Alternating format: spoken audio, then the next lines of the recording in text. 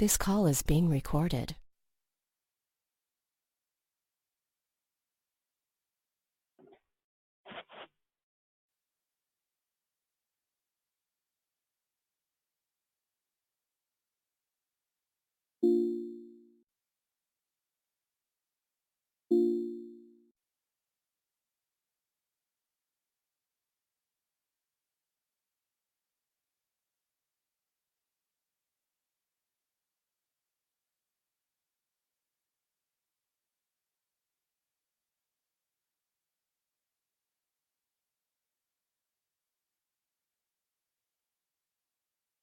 Assalamu alaikum. Walaikum. Welcome, brothers and sisters, to the Nation of Islam, Allah's Temple number 1, and the Ward of Christ. I am opening this meeting in the name of Allah, who appeared and is in the person of Master Farad Muhammad. Assalamu alaikum. Walaikum. And with the Farad prayer. Surely I have turned myself, being a bride to him who originated the heavens and the earth, and I am not of the polytheists. Surely my prayers, my sacrifices, my life, and my death are all for Allah, the Lord of the worlds. No associate has he, and this am I commanded, and I am of those who submit. O Allah, thou art the King, there is no God but thee. Thou art my Lord, and I am thy servant. I have been unjust to myself, and I confess my faults. So grant me protection against all my faults, for none grants protection against faults but thee. And guide me to the best of morals, for none guides to the best of them but thee, and turns away from me the evil morals but thee. Amen. Tonight we are continuing with our reading of Message to the Black Man in America by the Most Honorable Elijah Muhammad, and the order will go as follows. Daim will start by reading Knowledge of Prayer on page 152. I will read Prayers to Pray on page 153. Kamal will read A Prayer for the Messenger on page 157. Amaria will read Confidence Gained Through Prayers on page 159. Sister Rebecca will read What Do the Muslims Want on page 161. Daim will read Explanation of What Muslims Want and Believe on page 164. I will read A Program for Self-Development on page 169. Kamal will read Put Muslim Program to Congress on page 172. Amaria will read An Economic Blueprint on page 173. And Sister Rebecca will finish by reading To Gain a Place in the Sun on page 175. And we will start with Daim reading Knowledge of Prayer on page 152.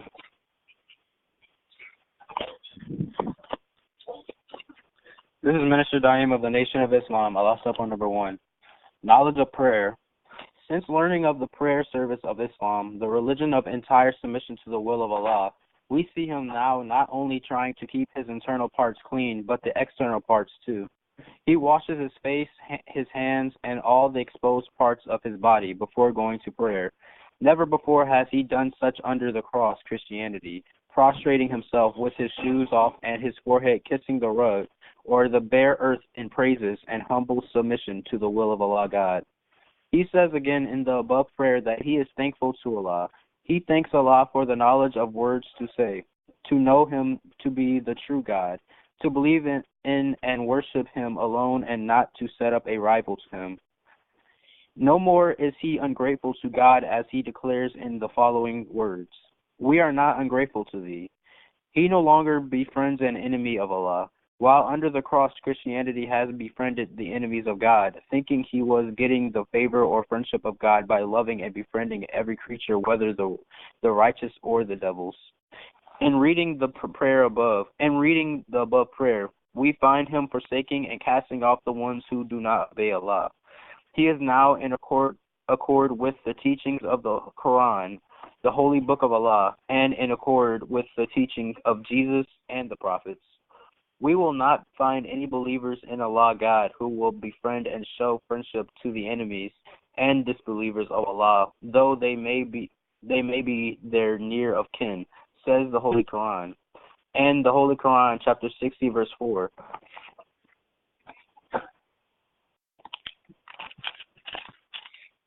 Indeed, there is for you a good example in Abraham and those with him, when they said to their people, We are clear of you and of that which you serve besides Allah. We disbelieve in you, and there has arisen enmity and hatred between us and you forever until you believe in Allah alone. Except Abraham saying to his sire, I would ask forgiveness for thee, and I control not for thee from Allah. Our Lord, on thee do we rely, and to thee do we return, and to thee is the eventual coming. And the Quran gives us an example in Abraham, who forsook his father and declared that enmity and hatred had appeared between them until he believed in Allah alone.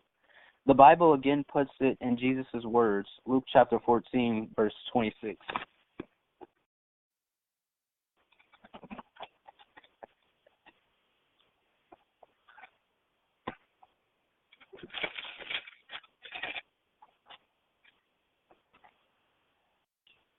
And if any man come to me, and hate not his father, and mother, and wife, and children, and brethren, and sisters, yea, and his own life also, he cannot be my disciple. The Bible again puts in Jesus' words, as he says to the disciples, that they must even hate their mothers and fathers and sisters and brothers, or they could not be his followers. But here today in America, as you may know, the Christians teach that we should love everybody. This is just the deceitful way of the devils to get love and honor from the people of God under their religion, Christianity, that they organized in order to oppose the true religion of Allah, Islam. He now further says and acknowledges that he prays to Allah alone and makes obeisance as it reads in the words of the prayer as follows. O Allah, thee do we serve and thee do we pray and make obeisance. He seeks refuge in no other God but Allah, and he declares this in the following words of the prayer. Thee do we flee, and we are quick. He now hastens himself for refuge in a living God, a God that exists, a God he can depend upon for help, a God who knows and understands all of his life's trouble and woes. He is not perfect. Therefore, he hopes for mercy from the true God in the words of the prayer as follows. We hope for thy mercy and fear thy chastisement. He has learned of the suffering and chastisement of Allah upon those who disbelieve in him. He is no longer an unbeliever, for he has surely turned himself, being upright, to Allah, the originator of the heavens and the earth. Amen. This is Minister Rafiq of the Nation of Islam, Allah's Temple number 1. Prayers to pray. O Allah, we beseech thy help and ask thy protection and believe in thee and trust in thee, and we laud thee in the best manner, and we thank thee, and we are not ungrateful to thee, and we cast off and forsake him who disobeys thee. In the above prayer, we learn that the whole of the Muslim prayer, as Maulvi Muhammad Ali says, is only a declaration of divine majesty and glory, divine holiness and perfection, and of the entire dependence of man on his Maker, which is the preface of the Holy Quran. If you would only adopt the saying of the Muslims' prayers, you would be helped. Of all the praying people on earth, the Muslims worship to God is in the best manner. The words used in their prayers are the best and most humble. They cast off and forsake those who disobey Allah God. The Christians teach love for the enemy because of the fact that they are really the enemy and desire to mingle with you for the purpose of misleading you. It is nothing but right to sever friendly relations with those who do not care to serve and obey Allah. There are many Muslims and black Christians who, for the sake of certain privileges, do not carry into practice the casting off of those who disobey Allah and think that it is a sin for the true righteous Muslims to do so. Today I am often asked, can white people attend your service? When told that white people are not Muslims, some of the ignorant Muslims falsely charge me in their writings and sayings as not teaching Islam. They also falsely charge that my teachings not only do not represent Islam, but that it is not recognized by the Muslim world. This is just what the enemies of Islam and the so-called Negroes of America desire that the so-called Negroes believe.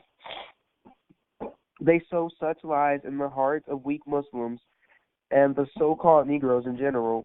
You are going to be greatly surprised. I have Allah on my side to bring people out of the darkness and power of our enemies. And God, sufficient? And most surely He is with me, and I am with Him. You most certainly will be the loser if you are not on our side. The Lord's Prayer, as it is called, contains some of the words that should not have been written there, such as, lead us not into temptation. God will not lead us into temptation. It is the devils that tempt us to sin. The above words show a lack of confidence in God to teach us aright that He must be reminded just how to lead us.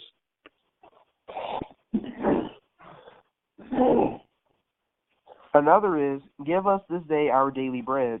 Here again, the words this day could lead one to believe that on that day that the prayer was given, there was a shortage of bread, or that the Christian prayers seek their physical bread first and spiritual bread last, even though the Bible says, you first seek the kingdom of heaven, and all these things shall be added unto you. Luke chapter 12, verse 31. In another place it says, man shall not live by bread alone, but by every word that proceedeth out of the mouth of God. Matthew chapter 4, verse 4. These scriptures are contrary to the prayer, although it stands true of the Christians who seek bread, swine's flesh, the poison, whiskey, wine, and beer first, and pray for spiritual food last. The Bible shows in Exodus chapter 16, verses 2, 3, and 8, that it was the want of the bread and meat first of all that gave Moses and Aaron much trouble trying to lead the people into the spiritual knowledge of Jehovah and self-independence. In the book of Exodus chapter 16, verses 2, 3, and 8, it reads, and the whole congregation of the children of Israel murmured against Moses and Aaron in the wilderness. And the children of Israel said unto them, Would to God we had died by the hand of the Lord in the land of Egypt, when we sat by the flesh pots, and when we did eat bread to the full. For you have brought us forth into this wilderness to kill this whole assembly with hunger. And Moses said, this shall be when the Lord shall give you in the evening flesh to eat, and in the morning bread to the full. For that the Lord heareth your murmurings, which ye murmur against him. And what are we? Your murmurings are not against us, but against the Lord.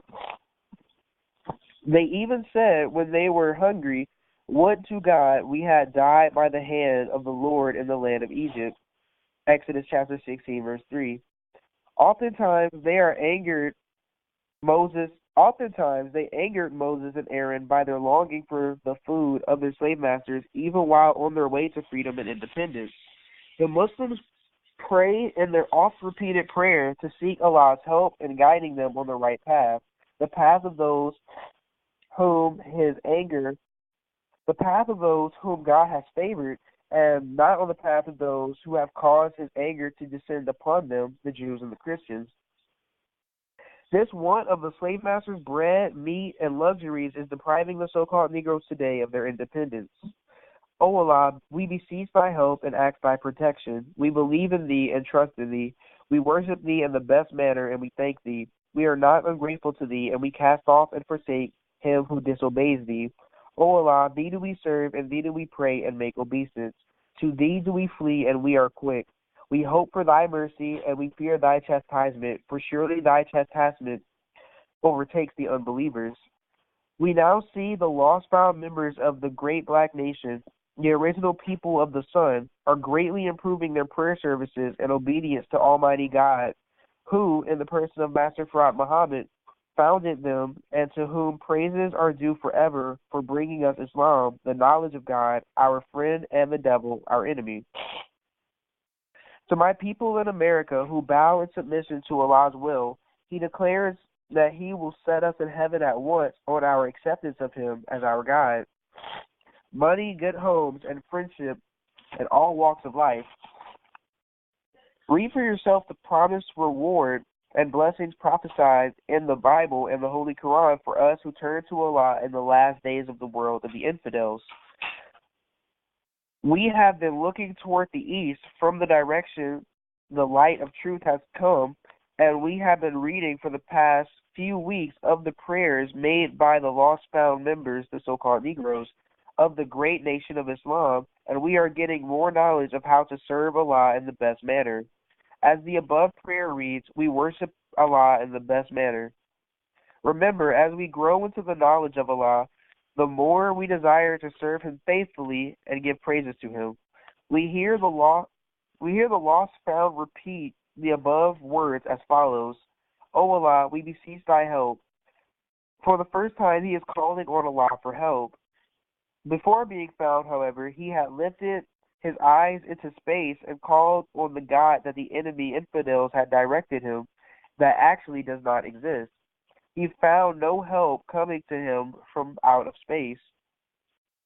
But today his prayer bears witness since the coming of Allah in the person of Master Fard Muhammad, to whom be given praise forever, that he receives help from God.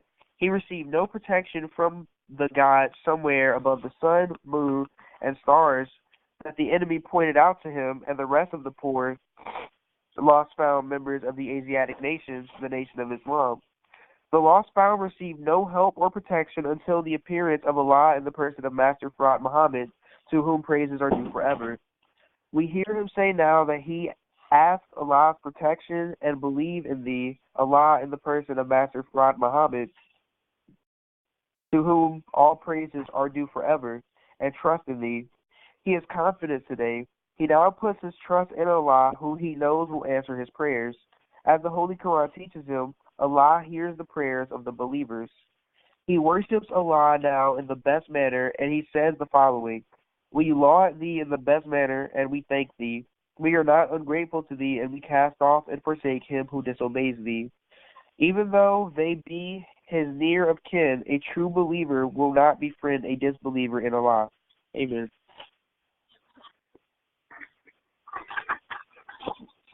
This is Minister Kamal Muhammad of the Nation of Islam, Allah Simple Number 1. A prayer for the messenger. The following prayers for the messenger of Allah. O Allah, make Muhammad successful and the true followers of Muhammad successful, as thou didst make Abraham successful and the true followers of Abraham successful. For surely thou art praised and magnified in our midst. Allah bless Muhammad and the true followers of Muhammad, as thou didst bless Abraham and the true followers of Abraham. Surely thou art praised and magnified in our midst. In the above prayer, the believers of the lost and found members of a great nation pray for the messenger whom Allah God has raised among them, a guide to the lost and now found path of Allah. For 400 years they have been wandering in darkness, blinded and by the touch of Satan, the devil. But now the light of Allah has shone upon them, and they have turned themselves now to Him. And they have submitted to Allah to do His will, being blessed as the Jews and the Arabs were, to have a messenger born in their midst to teach and guide His people into the spirit and knowledge of His teacher, Almighty God, Allah in person. The believers are not satisfied with prayers and seeking refuge in Allah without asking a word of prayer for the success and blessings of Allah upon the messenger and his followers whom Allah has so abundantly bestowed upon them. The answer to Abraham's prayer, that he raise a messenger from among them, that he may teach the wisdom of the book Bible to so many of them who do not understand that the very book Bible, in which they think they believe, but without the true knowledge or understanding of the scriptures of Moses and Jesus. Therefore, a correction must come to them in the way of true understanding of these scriptures, in which their history constantly referred to in the mentioning of the Jews and Christians through the prophets that were sent to them. The Orthodox Muslims think this refers to Arabia, and that Muhammad, may the peace and blessings of Allah be upon him, of nearly 1,400 years ago, was the one fulfilling the answer to Abraham's prayers. But if they look at it again and ponder over it, it is like their belief in thinking that Muhammad of nearly 1,400 years ago was a prophet like Moses. That Moses prophesies in Deuteronomy chapter 18, verse 18, which reads, I will raise them up a prophet from among their brethren, like unto thee, and will put my words in his mouth, and he shall speak unto them all that I shall command him. But they forget that Moses was a man who was raised in the house of bondage under a king who held him and his people in bondage to him and to his false worship of God and religion. And he desired no one to interfere with his teachings given to his slaves. His fear, according to the Holy Quran, was that Moses would change the religion. The Orthodox Muslims think this was fulfilled in the Meccans' opposition to Muhammad. Not so. He does not compare with the prophecy of a man like Moses, for there was no king singled out who opposed Muhammad in Mecca. There was no separation of the Arabs from any slave masters and a destruction of the slave masters. It was a certain class of people of science. The Meccans were not enslaved to any physical king and people, only to false beliefs. But remember that prophecy, like unto me. The man had to be one who received a revelation or guidance from Allah to physically liberate a people from the physical holding of a superior force or ruler. He must fight with this particular ruling class to release his people, like Moses. Then he must give them their own religion to teach the knowledge of the true God Allah and his true religion, Islam, and set up a completely new religious service never known to his people before. He must overcome them with nothing but the truth and the power and guidance of Allah, as Moses did with Pharaoh and his well-armed army, because he is not in a position to arm himself and his followers with carnal weapons. The enemy controls the manufacture of arms. He must be one like Moses, dependent upon Allah for the victory over his enemies. Here he shows forth in a land where Allah has not been worshipped and where Islam has not been accepted as the true religion. The power of Allah is shown by letting Allah fight and his people battle against their wicked oppressors. This is the true type of man like Moses. If you study the prophecy concerning the last messenger of God, according to the description given to the man by the Bible's prophecy in Torah and Gospel, you'll find that he is a man, according to the Psalms, with the name of Muhammad. And also, you'll find him in Revelations under the symbolical name Lamb. He gets the name praise from the honor of the 24 elders of Islamic scientists. The position that he is shown under the symbolical lamb in Revelations is like the Holy Quran's teaching one who is illiterate and whom the people will find written down in the Torah and the Gospels. The book of Isaiah, the parables of Jesus. This is the man the above prayer is made for, because he as one of the Islamic writers says, will be born among the infidels. The relations of the Bible symbolically place him in the midst of four beasts. Therefore, prayer must be made for his protection among a people without the teaching of Islam, not a country where never had any former prophets of Allah risen and set up signs of the future greatness of Islam, as had Arabia in the time of Muhammad. The signs of the future of Islam and its last messenger, Abraham, had already been set up in the holy city Mecca. Muhammad did not destroy these signs, but rather he repaired the signs to live until it had served its purpose. Amen. This is Minister Amalia Muhammad of the Nation of Islam, Allah support number 1.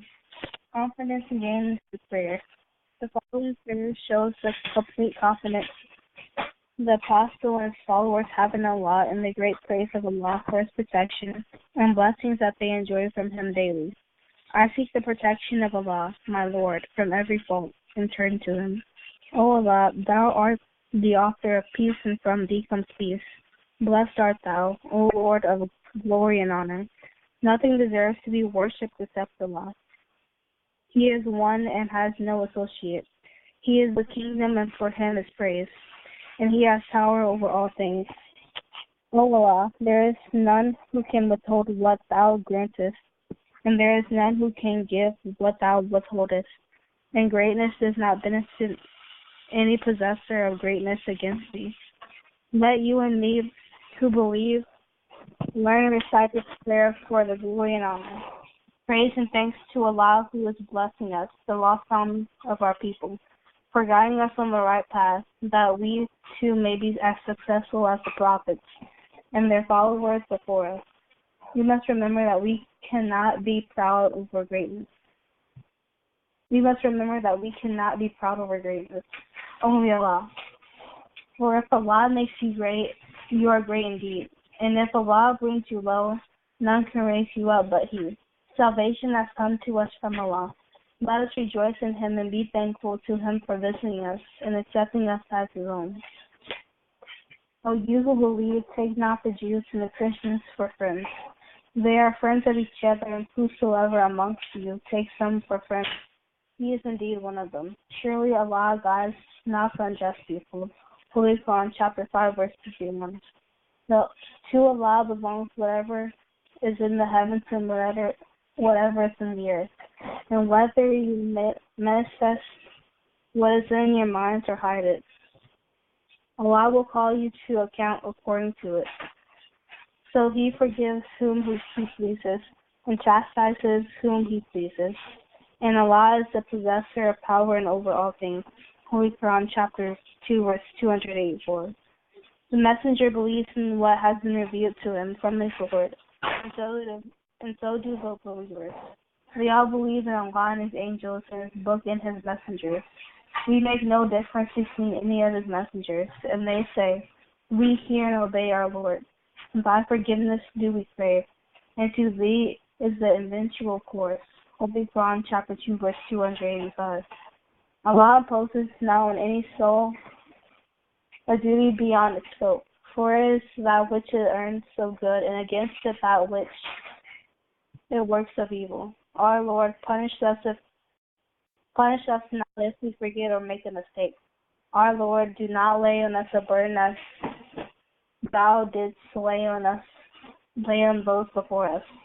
Our Lord, impose not on us applications which we have not the strength to bear, and pardon us, and grant us protection, and have mercy upon us. Thou art our patron, so grant us the victory over the disbelieving people. Holy Quran, chapter 2, verse 286. Note, the latter verse is a prayer. Let us recite it every often. Amen. This is Minister Rebecca Rockman of the Nation of Islam, Allah's Temple number 1. Program and position. What do Muslims want? This is the question asked most frequently by both white and black. The answer to the question I shall state as simply as possible. 1. We want freedom. We want full and complete freedom. 2. We want justice, equal justice under the law. We want justice applied equally to all, regardless of creed, class, or color. 3. We want equality of opportunity. We want equal membership in society with the best in civilized society. 4. We want our people in America whose parents or grandparents were descendants from slaves to be allowed to establish a separate state or territory of their own, either on this continent or elsewhere. We believe that our former slave masters are obligated to provide such land and that the area must be fertile and minerally rich. We believe that our former slave masters are obligated to maintain and supply our needs in this separate territory for the next 20 or 25 years until we are able to produce and supply our own needs. Since we cannot get along with them in peace and equality after giving them 400 years of our sweat, blood, and receiving in return some of the worst treatment human beings have ever experienced, we believe our contribution to this land, the suffering forced upon us by white America, justifies our demands for complete separation in a state or territory of our own. We want freedom for all believers in Islam now held in federal prisons. We want freedom for all black men and women now under death sentence in innumerable prisons in the North as well as the South. We want every black man and woman to have the freedom to accept or reject being separated from the slave master's children and establish a land of their own. We know the above plan for the solution of the black and white conflict is the best and only answer to the problem between the two people. 6. We want an immediate end to the police brutality, mob attacks against the so-called Negroes throughout the United States. We believe that the federal government should intercede to see that black men and women tried in white courts receive justice in accordance with the laws of the land, or allow us to build a new nation for ourselves dedicated to justice, freedom, and liberty. 7. As long as we're not allowed to establish a state or territory of our own, we demand not only equal justice under the laws of the United States, but equal employment opportunities now. We do not believe that after 400 years of free or nearly free labor, sweat, and blood, which has helped America become rich and powerful, so many thousands of black people should have to subsist on relief or charity or live in poor houses. 8. We want the government of the United States to exempt our people from all taxations as long as we are deprived of equal justice under the laws of the land. 9. We want equal education but separate schools up to 16 for boys and 18 for girls on the condition that the girls be sent to women's colleges and universities. We want all black children educated, taught, and trained by their own teachers. Under such school system, we believe we'll make a better nation of people. The United States government should provide free all necessary textbooks and equipment, schools, college buildings. The Muslim teachers should be left free to teach and train their people in the way of righteousness, decency, and self-respect. 10. We believe that intermarriage or race mixing should be prohibited, and we want the religion of Islam taught without hindrance or suppression. These are some of the things that we, the Muslims, want for our people in North America. 1. We believe in one God whose proper name is Allah. 2. We believe in the Holy Quran and the scriptures of all the prophets of God. 3. We believe in the truth of the Bible, but we believe that it has been tampered with and must be reinterpreted so that mankind will not be snared by the falsehoods that have been added to it. 4. We believe in Allah's prophets and the scriptures they brought to the people. 5. We believe in the resurrection of the dead, not in physical resurrection, but mental resurrection. We believe the so-called Negroes are the most in need of mental resurrection. Therefore, they will be resurrected first. Furthermore, we believe we are the people of God's choice, as it has been written that God will choose the rejected and the despised.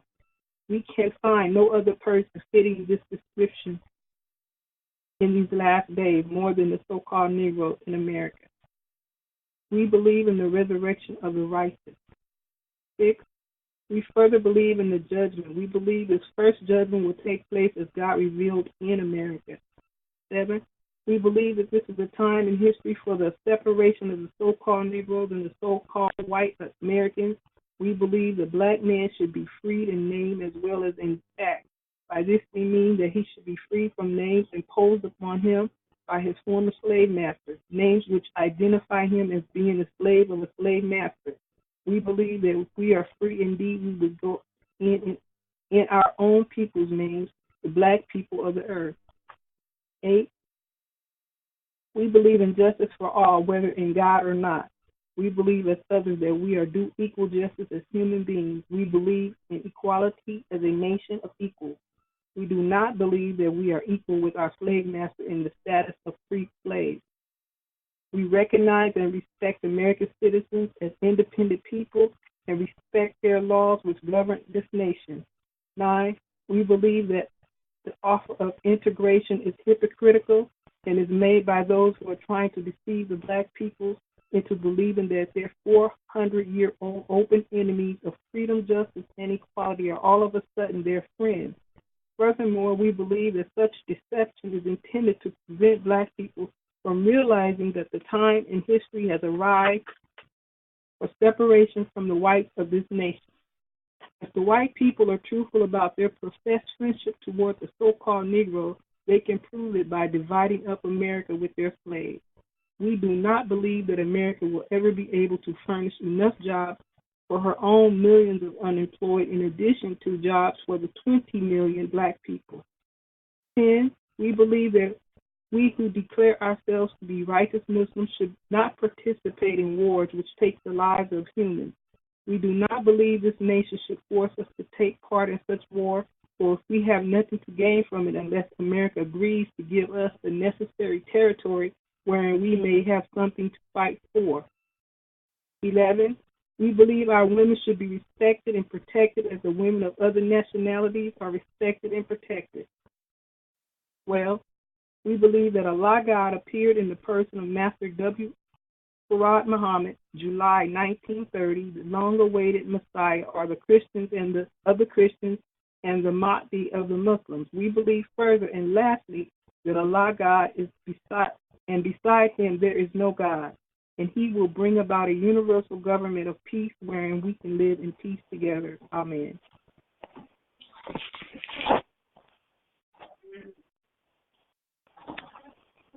This is Minister Daim of the Nation of Islam, Allah Subhanahu number 1. Explanation of what Muslims want and believe. I would like to put a little emphasis on some of what the Muslims want. If we ask you, meaning the white American slave master, for freedom indeed, I think that we are right.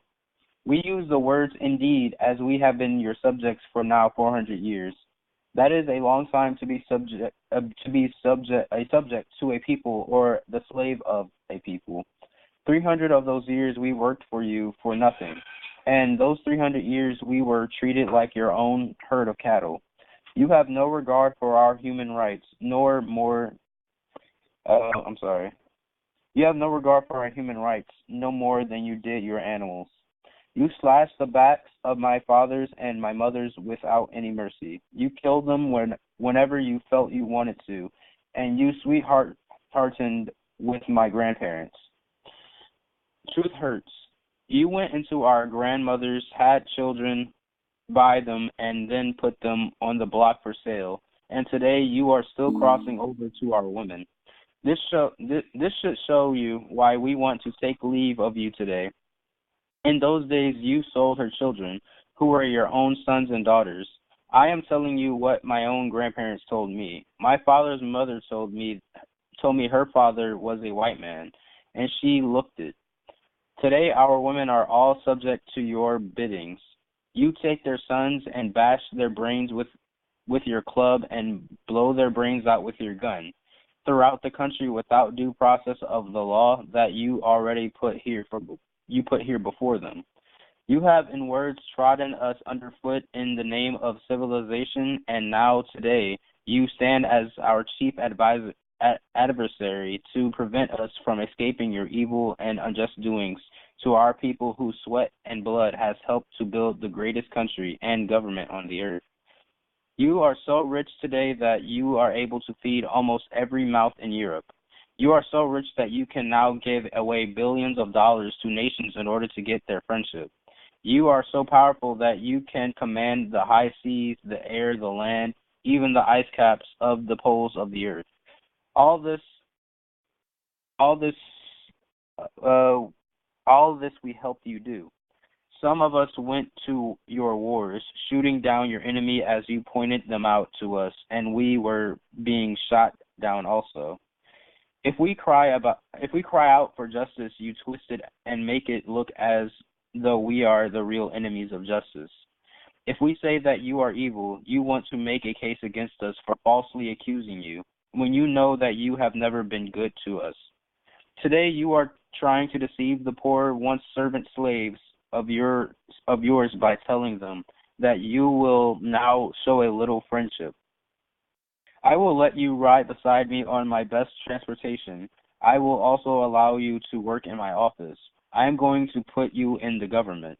What is that going to do for us and our children in the future?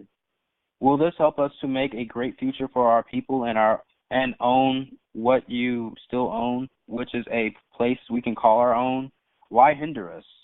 Your dog is more classified as a citizen in the land than we so-called Negroes. If the dog wants freedom, if the dog whines in the night because he is uncomfortable, you will get up and try to comfort it. But if you hear a million Negroes crying and suffering from the brutal treatment at your hand and the hand of your people, you will laugh. I am here with the truth. Take the words, turn them over and examine them. Put them on the scale of facts and weigh them. And if I am not teaching you the truth, I say come up here and prove it, and I will lay down my head on the floor and let you chop it off. We want freedom indeed. Why should we not want to leave a people who have lynched and burned us? Why continue to send our own brother out there falling under the blows of so-called peace officers and falling from a bullet from his gun? I have seen police vex our people to try and make them say something so they can beat or kill them. You say you want to help us. Help us do what? If you do not want to help us leave you with a good send-off, then what are you going to help us do if we stay here? I have lived with you all my life. I was born in the South. I have looked upon the evil treatment of our people day and night. I have shed tears for you many times. No justice whatsoever. I have seen people kicked about who ask for a fair salary. I have heard it said to a brother, "You take what I say. You don't figure behind me, nigger." We are 20 million people who have come according to the old prophets, through toil and tribulations. We are here today asking for equal justice under your own law. We are asking for freedom that you claim you have given to us, freedom to do for ourselves. We do not want to be beggars, but if we are given freedom indeed, we can build for ourselves the same things that you have. Our people who are educated in your colleges and universities, our technicians and engineers of all kinds, why shouldn't they go and make a way for their own people as a nation? Build and construct a government for their people as your fathers did for you when they crossed the Atlantic. They may be a little lazy and want to start at the top first, but you were not able to start at the top. You have put it in their minds that they cannot go for themselves. How educated were your fathers when they crossed the Atlantic and started working for their freedom? They were not wise politicians and senators as you are today, but nevertheless, they kept digging and turning the soil, felling trees, pacing the country for a place for themselves. Today, they have made a nation. They were not satisfied with trying to do this alone. They had to go across the Atlantic and get our fathers to help them. If you wanted to be your lily white self, why did you go and get black people to come here? Why would you mix your blood with the black people and yet deprive them of equal justice?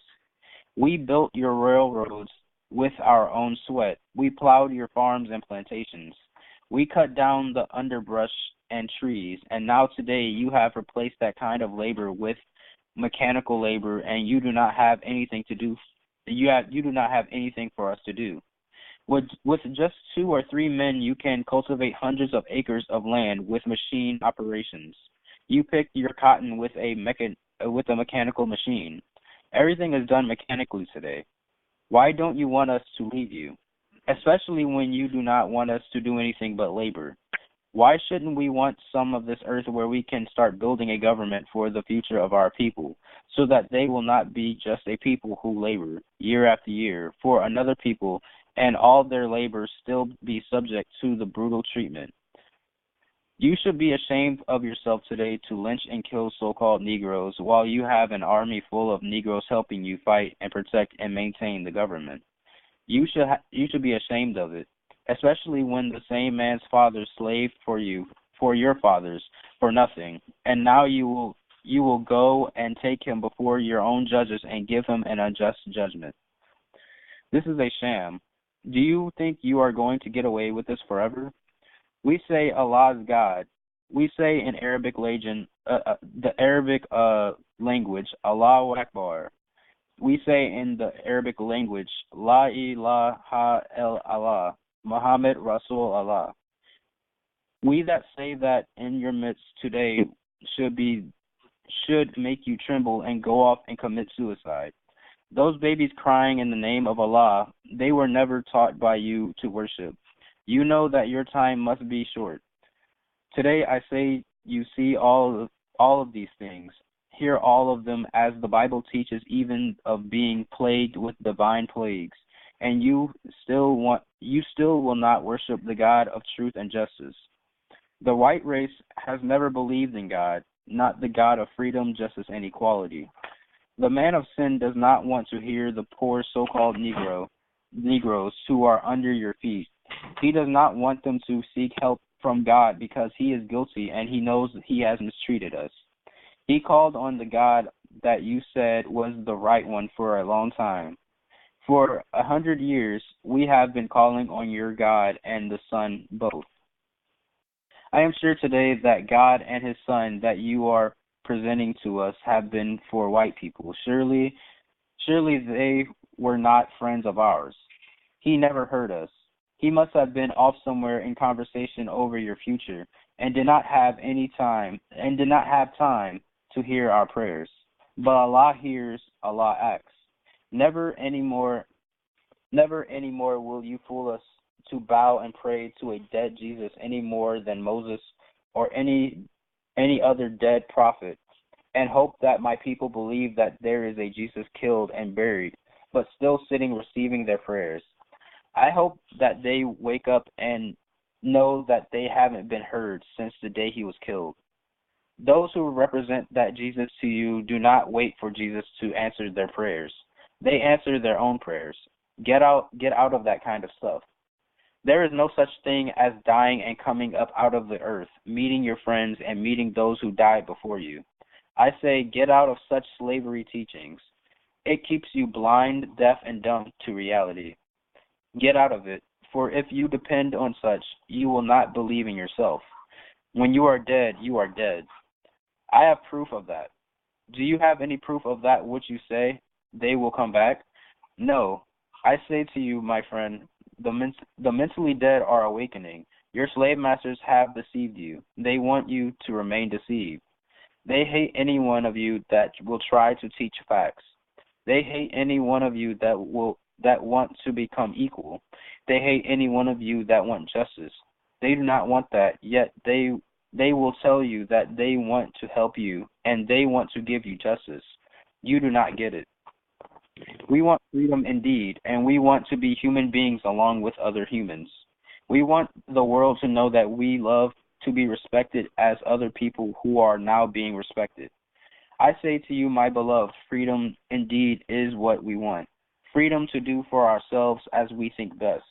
That is what they, white race, are fighting for themselves, to be free to do as they want to, and they are fighting to the death for it. You and I shouldn't fight to the death to be free to do what we want. You know and I know how much these people hate me because I am teaching the truth. And they know I am doing a better job with you than any one of those who ever appeared among you. If the white circle leaders want to keep their circle white, I say keep it white. If the Ku Klux Klan want to keep their race white, I say help yourself, go to it. Now, when I say to keep mine black, white circle, League, German, Nazi, keep your mouth out of it. We want to build a nation that will be recognized as a nation that will be self-respecting and receive respect of the other nations of the earth. I say we have a God that will make a place here for us. What the Muslims want for the whole black nation of our people is freedom, justice, and equality. That is what we want to do. We cannot exercise or enjoy freedom, justice, and equality unless we have a home on this earth that we can call our own. Amen.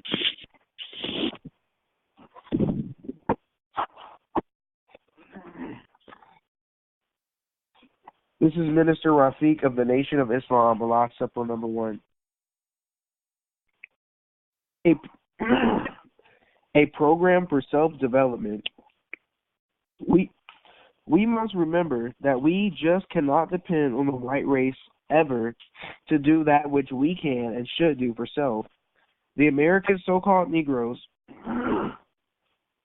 are like the Bible story of Lazarus and the rich man, the story that Jesus must have foreseen at the time.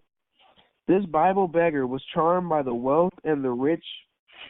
This Bible beggar was charmed by the wealth of the rich man to whom he was a servant, and he could not make up his mind to go seek something for self.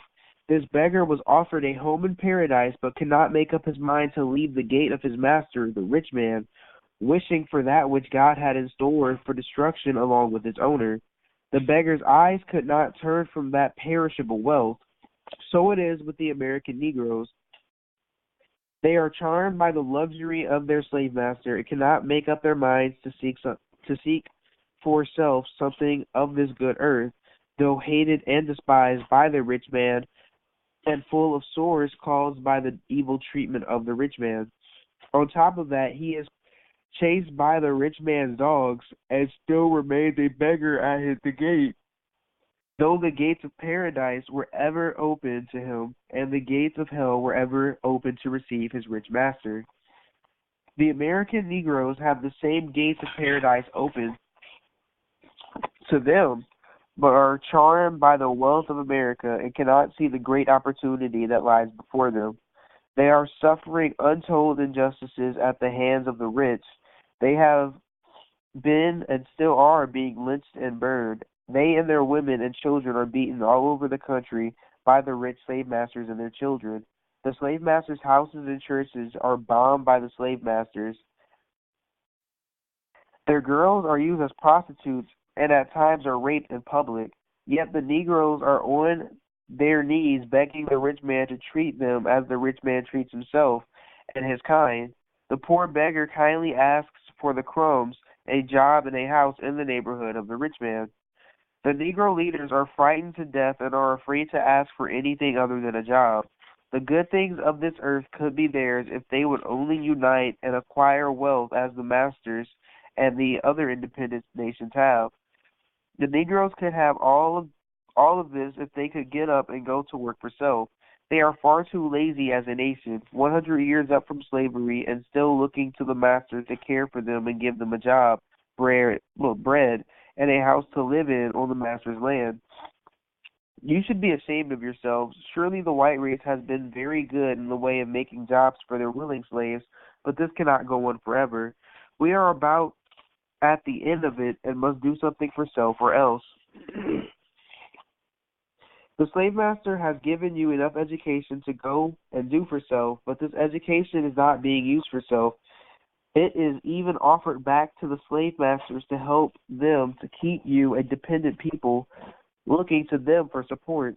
Let us unite every good that is in us for the uplifting of the American so-called Negroes to the equal of the world's independent nations.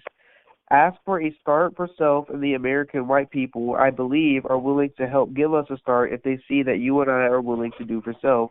It would remove from them not only the worry of trying to give jobs in schools to a lazy people, but would also give them honor and sincere friendship all over the Asiatic world, and God himself would prolong their time on the earth.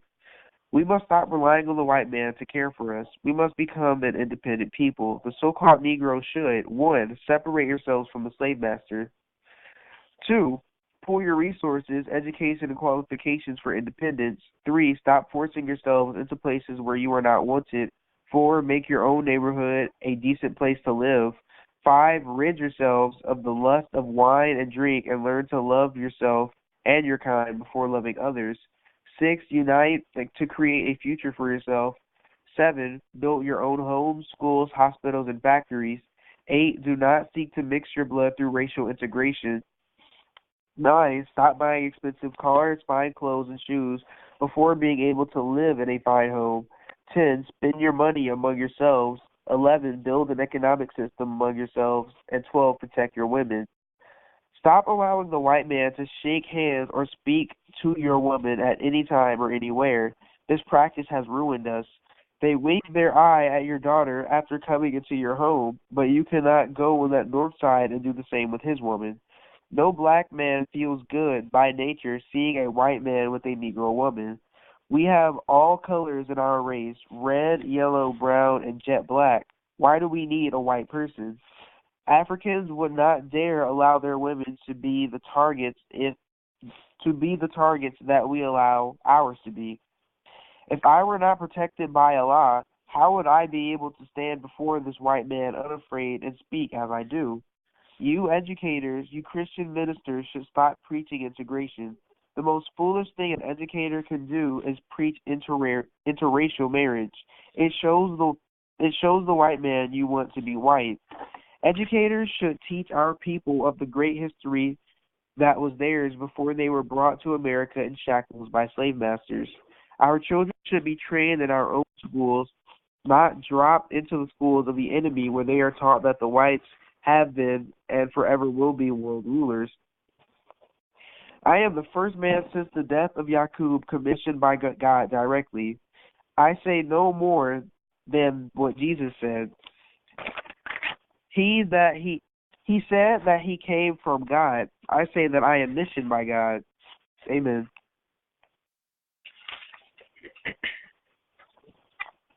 This is Mr. Kamal Muhammad of the Nation of Islam, Allah Simple Number 1. Put Muslim program to Congress. Ever since the 30s, America has been struck by drought and dust storms. The outlook is for hail and snowstorms, great flooding rains, earthquakes, terrific cold and ice. These blasts of elements will ruin crops, highways, railroad tracks, bridges, and street pavements. The Holy Quran prophesies Allah sending a calamity to destroy crops and generally plague man. It could be locusts insects already here. If they were multiplied into unlimited numbers, they would terrify man and drive him to distraction. The members of the black nation who refuse to believe and submit to the truth will be burdened with overwhelming grief and hounded by bitter regret. They will find no relief or rest day or night. The things of which I have spoken will come upon America and its people within the next 60 years. You will separate yourselves automatically when these things come to pass before your eyes. What can be saved, you will ask. The Muslim believers who have submitted to the will of Allah in His religion, Islam, and those who faithfully followed and obeyed His messenger, let us try to do something for ourselves. Give praise to Allah for converting the people to me and blessing us with peace and security. Allah is one God. He is independent and has no need of us, but we have great need of Him. It is He the prophets predicted would come in the last days of the world, seeking us, the lost people, to save us and restore us to our own. I declare to you that He has come in person of Master Wallace Farad Muhammad, by 1, a summary of his work for the past 33 years, and 2, by the messenger who believes in what has been revealed to him by the Lord. As do the believers, they believe in Allah and His prophets and His books. We make no distinctions in His messenger. We hear and we obey. It is difficult for me to advise my followers from taking part in the corrupt politics of our enemies, who are in complete control of the political affairs. There are many black men and women who make splendid politicians. They could accomplish considerable good if they, like the white politician and his people, were given proper and equal recognition and justice for themselves and their people. If our politicians are to serve us, they must have no fear of the white man when they plead our case in the white courts before white judges. The strongest politician of our kind, or the person who comes nearest, as far as I know, to giving us political justice in the white courts, if he had our complete backing, is Congressman Adam Clayton Powell Jr. Though he is not a Muslim politician is what you need. But Congressman Powell is not afraid, and he will not be easily bribed, for he is not hungry. There are 2 other good politicians, but I would not mention them by name at this time. If they could shed their fear, they would make excellent political leaders to guard our interests.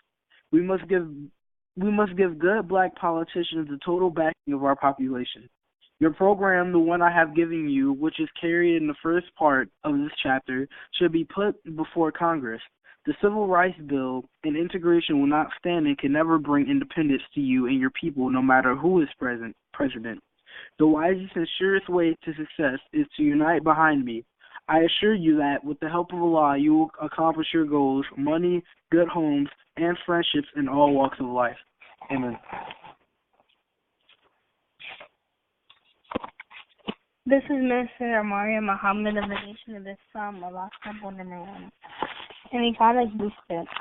The black man in America faces a serious economic problem today, and the white racist Christianity cannot solve it. You, the so-called American Negro, with the help of Allah, can solve your own problem. The truth must be recognized by the black man. He himself has assisted greatly in creating the serious problem of unemployment, insecurity, and lack. Before the black man can begin to gain economic security, he must be awakened from the dead and gain knowledge, understanding, and wisdom which will enable him to follow my teachings. Islam and only Islam will point the way out of the entanglement of once in the midst of plenty. For the followers of Islam, the true religion of the black nation, know thyself and be yourself. Islam makes a true brother to brother. If this be true, how can a believer Muslim be a true brother to another believer and boycott his brother and support the enemy? The believers in truth Islam must stop looking up to the white race for justice and take the following steps to correct this problem.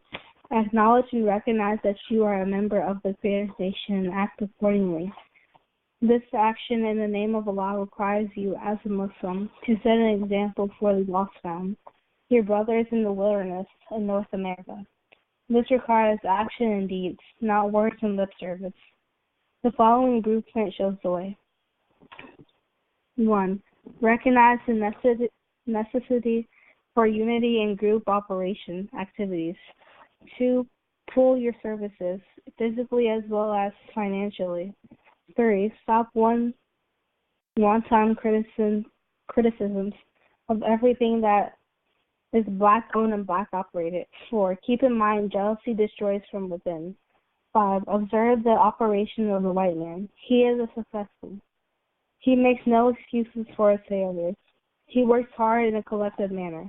You do the same. If there are 6 or 8 Muslims with knowledge and experience of the grocery business, pool your knowledge, open a grocery store, and you work collectively and harmoniously. Allah will bless you with success. If there are those with knowledge in dressmaking, merchandising, trading, maintenance, pool, such as knowledge. Do not be ashamed to seek guidance and instructions from the brother or sister who has more experience, education, and training than you have had. Accept his or her assistance. The white man spends his money with his own kind, which is natural. You too must do this. Help to make jobs for your own kind. Take a lesson from the Chinese and Japanese and to go give employment and assistance to your own kind when they are in need. This is the first law of nature. Defend and support your own kind. True Muslims do this. Because the so-called American Negro has been deceived and misled, he has become a victim of deception. He is today in the worst economic conditions of North America. Unemployment is mounting, and he feels it most.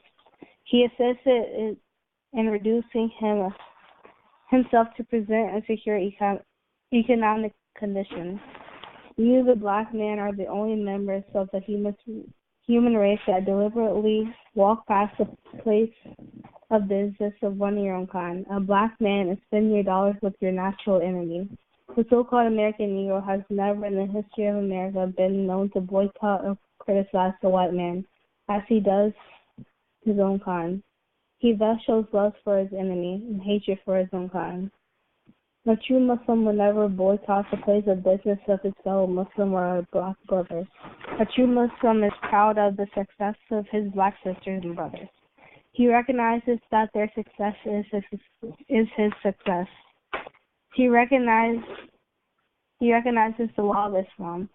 If one brother has a bowl of soup and you have half that soup. Amen.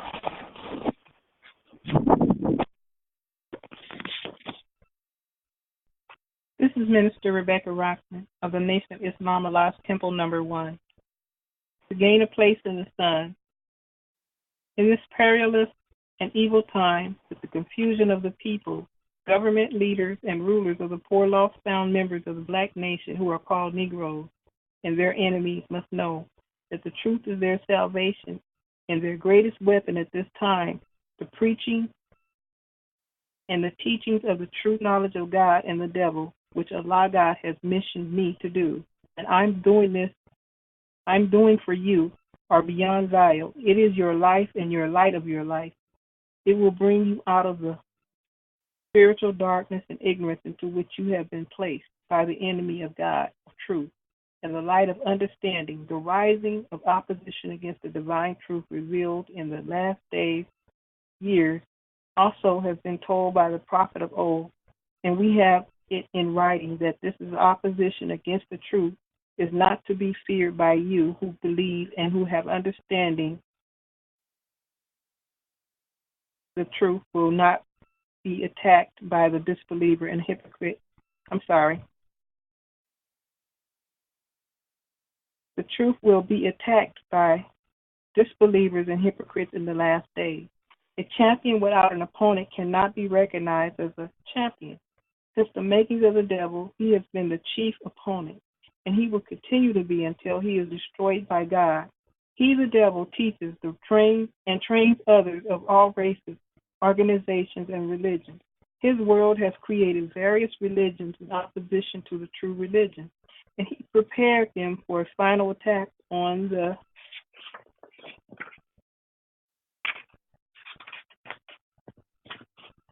God of truth and his word, which is true, as well as his representatives who are called apostles, messengers, and prophets. This is the last attempt to defend falsehood and mislead the people who otherwise would have followed and believed in God of truth and his messengers and prophets. Number one, you should know that this is a time in which such war has begun. Without a knowledge of the time, you are still the loser. Allah God has revealed the time, and it's verified by the prophets of the Bible and the Quran. Number two, your place in such times is with your own. Why should you join your own? The answer is because the divine judgment, destruction, and doom of other than your own. The most hated and despised thing today in the devil's wicked world is the truth, or the true knowledge of God and the devil. This truth must come to you today. If not, there can't be any justification of the teachings of the prophecies of the prophets. However, it will stand and be fulfilled to this very letter and spirit.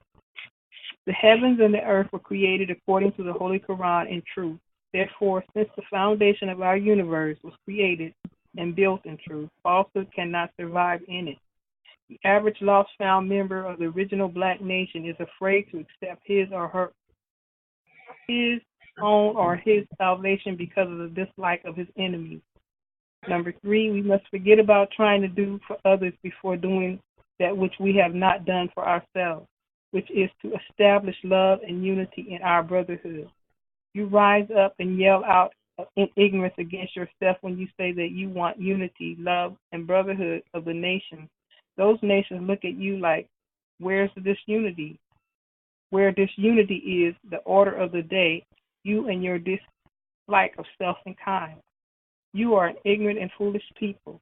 Your first desire should be to love of self instead of love for those who other than your own self. Other than your own. If you do not love your own brother, who is your flesh and blood, how can other than your own flesh and blood accept your love and brotherhood? First love thyself and thy own brother as thyself, as others will love you. I advise you to accept our 3-year economic plan, which will work a miracle for you. Unite and stop your extravagant spending, trying to live on the level of millionaires, and you will make a heaven for yourself like other nations have done. My followers and I are doing just that and will continue to do. So you're invited to join us and contribute to our program. The preaching that we should have some of this earth we can call our own is far from being an ignorant teaching that cannot be accomplished. This is wisdom You should know in these days and times, without some of the earth of our own, you will never be a people to produce for ourselves. We cannot continue to increase our population in hope that a white man will continue to create employment for us. I warn you daily that there will come a time when they probably will drop you and you will have to do for yourself. Start practicing the art of doing for self now. It's only laziness for you and your children to want to be servants for another nation. How can self-independence be accomplished? Israel with her disbelieving people said the same thing, but God knew how to make a way for Israel to have something to call her own. He had too many people who did not believe in him, so he destroyed them and gave Israel a house. If you will believe in Allah and his revelation that he has given to me, he is well able to do the same for you. We must stop trying to live in peace with a people with whom we have spent 400 years without peace. Even today, they stand ready to slaughter you just because they hate you. Amen. That concludes our reading of Message to the Black Man in America by the Most Honorable Elijah Muhammad. Our next reading will be on Sunday for our Sunday school, and the order will go as follows. Daim will start by reading What is Un-American from page 177 to 182, and I will read What is Un-American from page 182 to 186. Kamal will read Misunderstanding and Misinterpretation. Amaria will read To Help Fight Against Poverty and Want. And Sister Rebecca will read A Sound Economic Plan 1. Do we have any questions or comments before we close our Bible study? Yes, sir. In the name of Allah, who appeared and is in the person of Master Farad Muhammad. Assalamu alaikum. Hold on, my phone is acting. Can you all hear me clearly? Yes, sir. Yes, sir. One moment.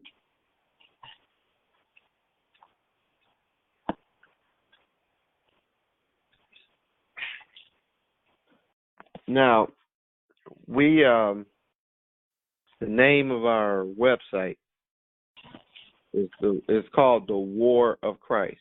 Do you understand? Yes, sir. That's our website, and when I was posting videos on a regular basis, I would often, put www.warofchrist.com.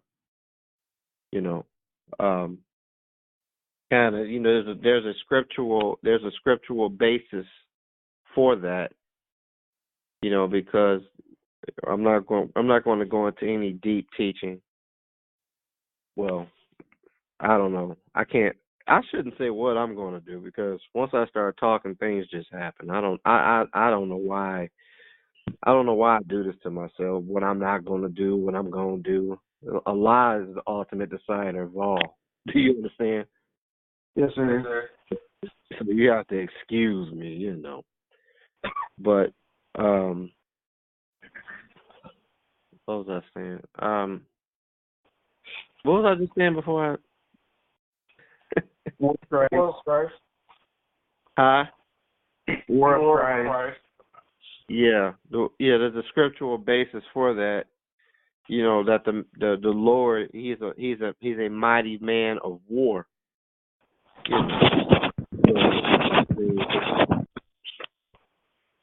Who's making that noise? That was probably me. My apologies, please. I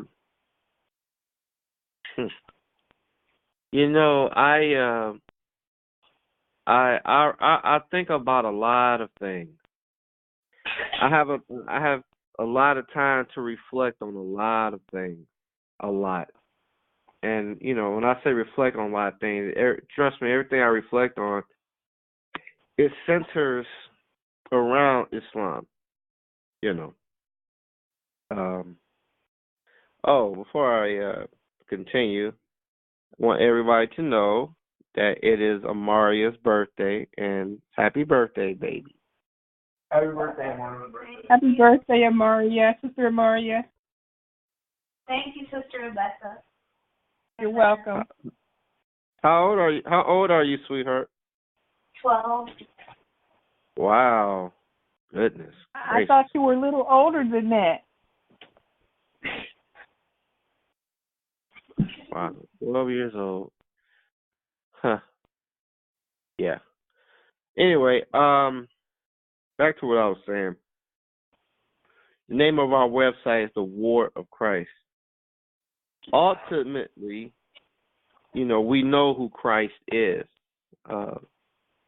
Most Honorable Elijah Muhammad revealed that to us, and we know that Christ, is Allah in person, Master Farad Muhammad. Christ means the crusher. But as I was saying, I reflect on a lot of things, and Allah is He is the most powerful, and He's also the most subtle, and He moves us, like a chess master moves chess pieces. I remember when I was growing up, I played a lot of chess. I mean, when I say chess, I mean tournament chess. So I'm not what you would call a street player.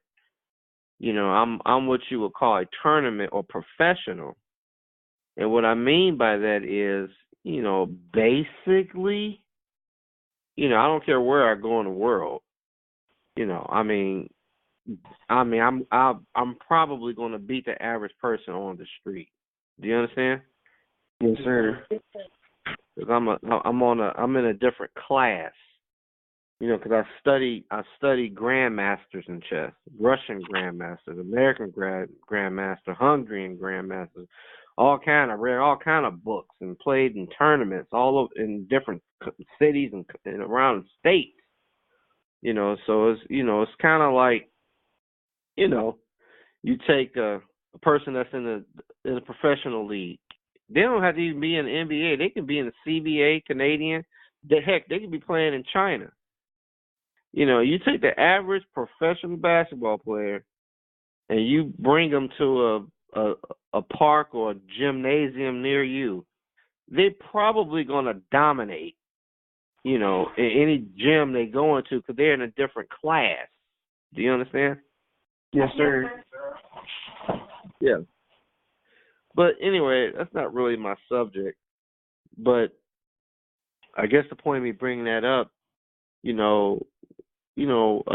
often when you're playing a game of chess in the the person, chess player or the master or whatever the skill level is, a lot of times he moves a piece very quiet. In a tournament chess, he moves a piece very quietly. And a lot of times you don't really realize he's made a move until he clicks the clock. A lot of times when a chess master, when they move a chess piece, a lot of times it's very quiet. You don't even hear it. And a lot of times you realize that he's made a move because you hear a subtle click of the clock, and it goes click, and that he just made a move, but it's very, very quiet, very subtle. Do you understand? Yes, sir. Yes, sir. So so when a chess master makes a move, you listen for you listen for the subtle, soft click of the clock when he presses it after the move is made. Understood? Yes, sir. Yes, sir. So as you live your life, as you go throughout your day, you have to listen. You kind of have to look at Allah in that way. You kind of have to, because he's so subtle. He's always making moves. But you always listen to the click of the clock to know when a move is made. A very soft punch, Anyway, I think about things, and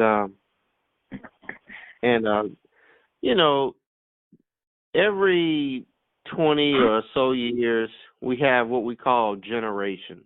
Like my generation is generation. They call it Generation X. And the generation before us was the baby boomers, and then after my generation, you have the millennials, and I think at generation after the millennials is the Y or the Generation Z. I think my children are in Generation Z or something like that. But anyway, I reflect on these things. I think about the generation before me. The baby boomers. That would be Sister Rebecca's generation. Those people born in the 1950s and this kind of thing. And I think about the fact that when the generation before me was born, the messenger was here. And he had Islamic schools set up. He had temples all over the country. He had businesses all over the country. Islam was mainstream. What I mean is it was not regarded as some kind of dangerous cult. Islam was established in America. It was not. It was. It may have been hated or whatever, but but the Nation of Islam was an established religious, legit community. It was not some kind of kooky sideshow. Do you understand? It was established and respected. Do you understand? Yes, sir. So you go to your neighbor, you go to to the temple near you, and there were ministers and the Fruit of Islam, and the sisters with MGT, and and if you want to be a Muslim, you simply joined and you signed up, and you got processed. You wrote your letter to the messenger in Chicago. And, you came in and, if you had any children, you enroll your children in Muhammad's University of Islam. And, you had a sisterhood and you given garments and you was taught how to, clean and bathe yourself and cook for you. It was a community. Do you understand? Yes, sir. The path to worship in Islam as taught by the messenger, it was laid out. It was very easy. As the messenger often said, it's easy to be a Muslim. He said it on time. I heard him. He said it's easy to practice. Ain't that right, Sister Rebecca? Yes, sir. That generation, especially the generation right before my generation, they had it going on. And I look at Sister Rebecca's generation, and it kind of angers me because they had it so easy, and basically they turned the messenger down. Basically, that's basically what happened. They turned it down. Do you understand? Yes, sir. Yes, sir. So now what do we have today? We don't have any Muslim businesses to speak of. You want to go out to eat? I dare you to find a Muhammad's your bakery. Your best bet is to go to a restaurant and pray that they don't put no pig in your food, because you ain't got no Muslim restaurants to go to. You got basic cook at home, and you rolling the dice if you go out to eat. Do you understand? Yes, sir. Yes, sir. There's no Muhammad's University all over the country. You have Muhammad's University here and there with Farrakhan, but there's no Muslim community like the messenger set up when he was here. Farrakhan got the people marching every so many years in Washington D.C. and marching for what? I don't know. Don't stand for nothing. Hodgepodge and they teach a watered down Islam. They are nowhere near as militant and respected as Muslims were when the messenger was here. Ain't that right, Sister Rebecca? Yes, sir. You know, look at our condition today. You know, look at me and what I'm going through. You know, my daughter's not, her head is not covered. She don't look like a Muslim sister. Why? Because, you know, there's no Muslim community. I'm trying to build one, but it ain't. But let's just be honest. Muslim bears witness to the truth, even if it's against themselves. We don't have a Muslim community. My children in public schools. You know, the black family, in particular, my family split up. Single mother working a job. I'm outside the house working a job. My children are not getting full-time parenting. They're basically on a certain level raising themselves. I'm just blessed to have God-fearing children. But that's the situation. Do you understand? Yes, sir. Yes, sir. It is not easy to practice Islam. Nobody told me about Master Farad Muhammad. That was news to me just a few years ago. When my own son asked me who is Allah, and I really couldn't tell him until I went and studied.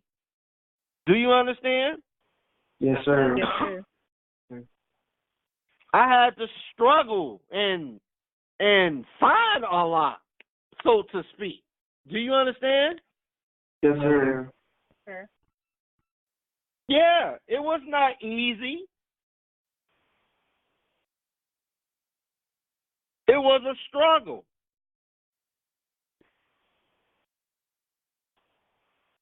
Well, that's an interesting word, a struggle. Rafiq, what's the definition of war?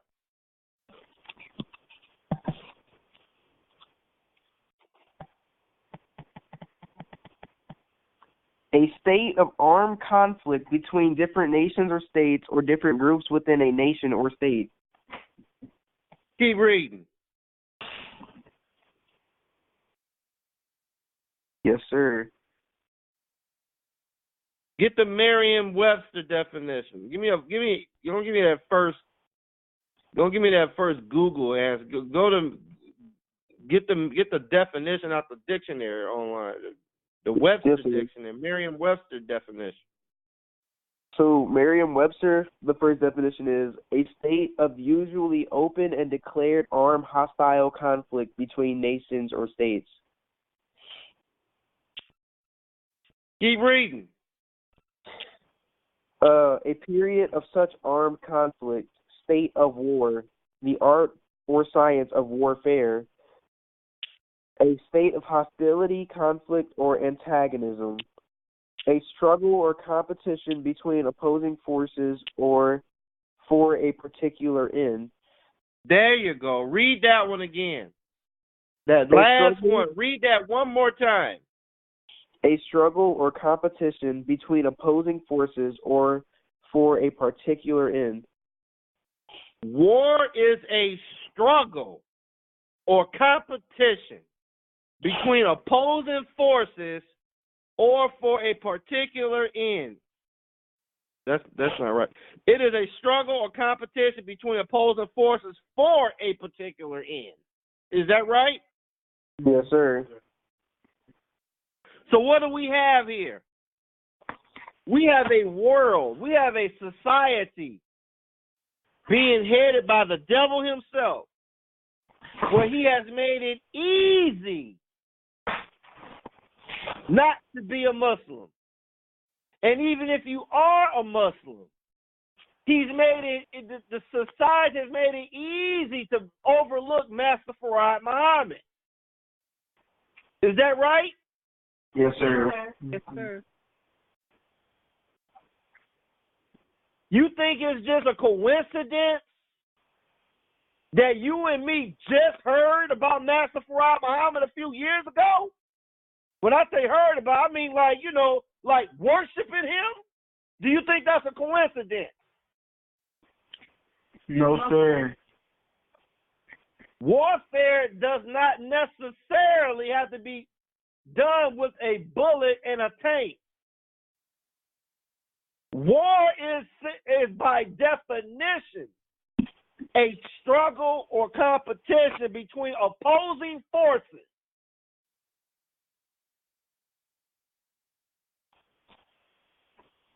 For a particular end. What did the devil tell Allah in the Holy Quran? He said, by thy might, I'm going to lie in thy straight path and I'm going to lead them all astray. Is that right? Yes, sir. Except thy servants from among them, the purified ones. Is that right? Yes, sir. Yes, sir. So Satan is our opposer. Satan is our adversary.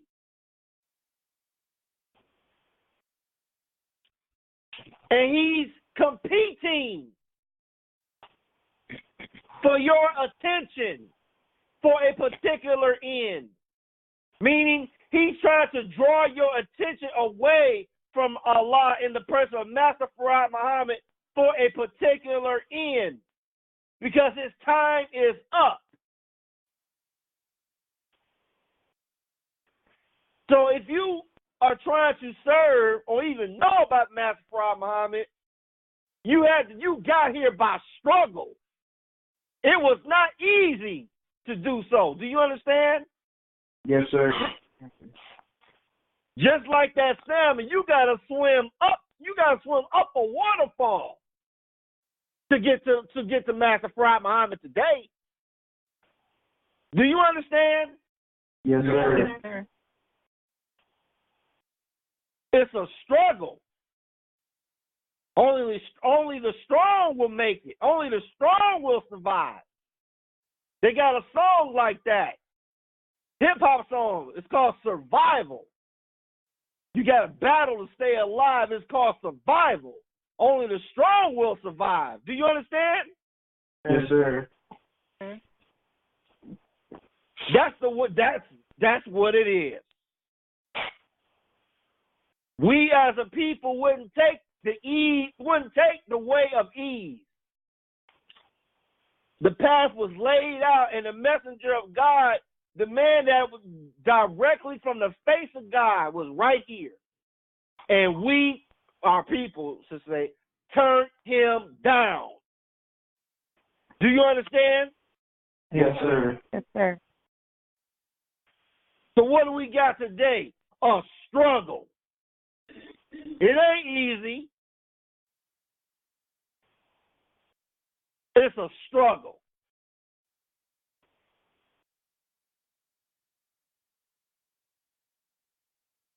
It's war.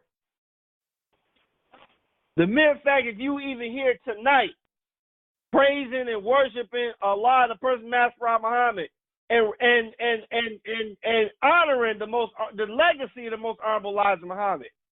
You are at war. It's a struggle to be here. It's not easy. Do you understand? Yes, sir. Yes, sir. This is the war of Christ. No, you're not going to get an M16. You're going to get a message to the black man. You're going to get a Genesis year. You're going to get a book called Fall of America. This is a war. You got to fight to serve Allah in this country. Do you understand? Yes, sir. Yes, sir. This whole society, this whole culture is against you and me serving Allah in the person of Master Farad Muhammad. Do you understand? Yes, sir. Yes, sir. It's a struggle. You got to fight. This is a glorified jungle.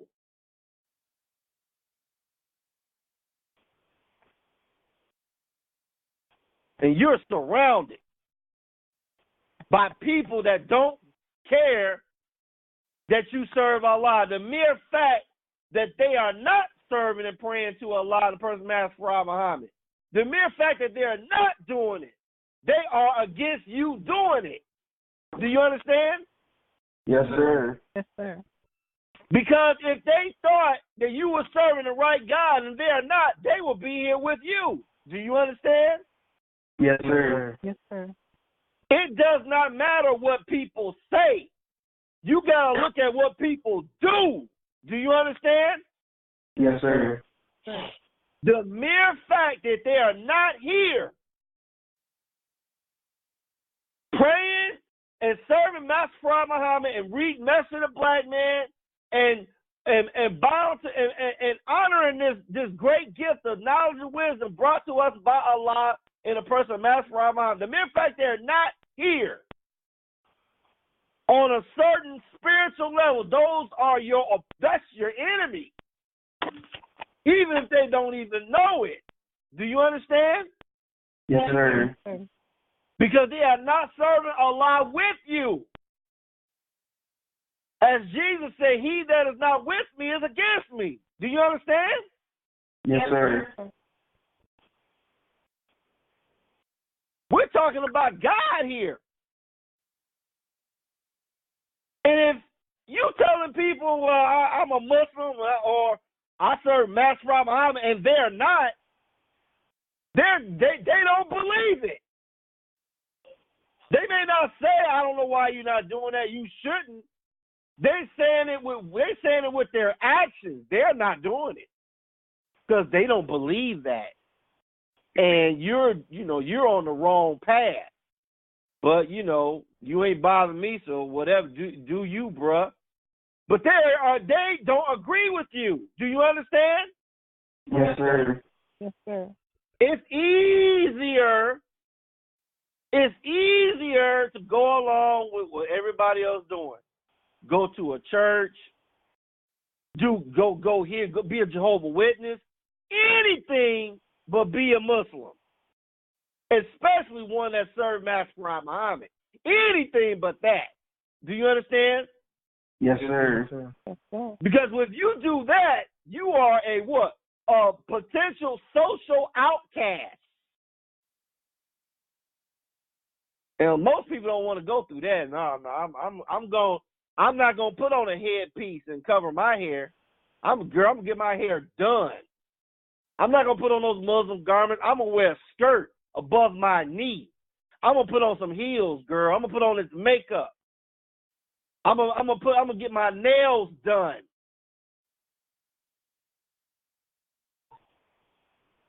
When a man see me walking down the street, he gonna turn his head at me, child. Is that right? Yes, sir. Yes, sir. Yeah. This is war.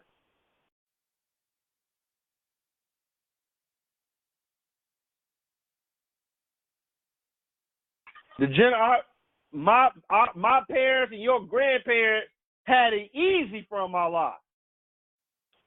And you turned they turned them down. No wonder Allah don't speak to us. Do you understand? Yes, sir. Yes, sir.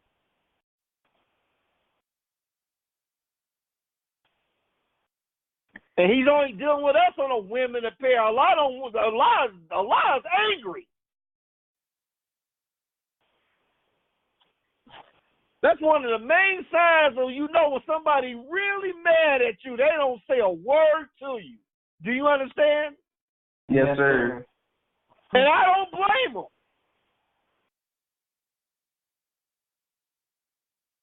How many years did I wonder, like, man, why won't you talk to me? Why won't you talk to me? Why don't you just tell me what to do? Why don't you talk to me? Been having that conversation with Allah for years. I don't have to ask Allah why he ain't talking to me. I know why, because he's angry. He's just that angry. Do you understand? Yes, sir. Gave us salvation on a silver gold platter. And we turned them down and joined the devil. Excuse me. That our parents turned him down and joined with Satan.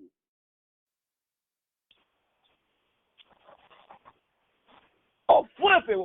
How would you feel if you was online and that happened to you? How would you feel? Angry. Huh? Anyway. You'd be angry. You'd be angry, wouldn't you? Yes, sir.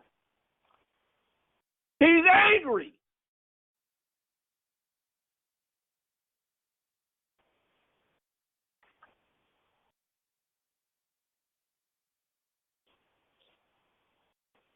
Allah in the most unrealized realm performed a work and a miracle among our people that has never been seen before or since. And we turned him down. Do you understand? Yes, sir. Yes, sir. Matter of fact, turned him down and don't even care. I'm the God of Master Farad Muhammad. Master Farad Muhammad was a good brother. He loved us, but I don't see him as God. Is that right? Is that what Farrakhan said? Yes, sir. You don't see him as God. Well, nigga, who do you think? Well, show me what God you think is God. Show me someone that's done a greater work than the most honorable Elijah Muhammad by the permission of Master Farad Muhammad. Among the dead in America, the black people in America. You don't see him as God. What an insult.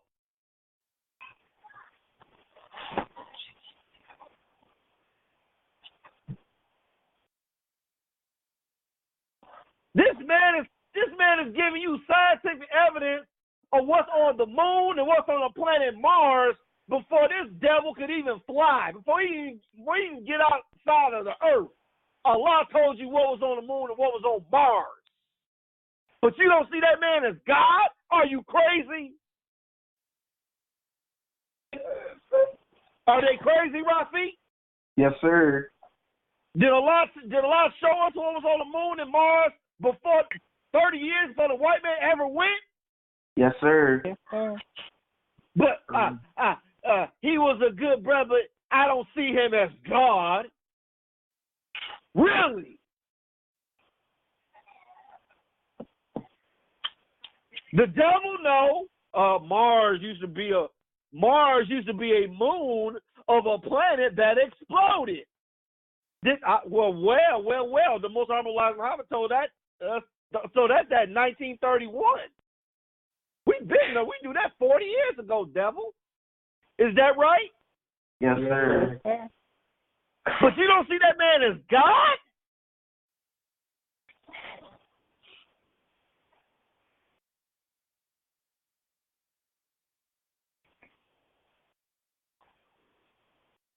Can you possibly imagine how angry Allah is? Can you possibly imagine how insulted he is? What an insult! Gave us wisdom that's been hidden for over 66 trillion years, but that man, I don't see him as God. 66 trillion years.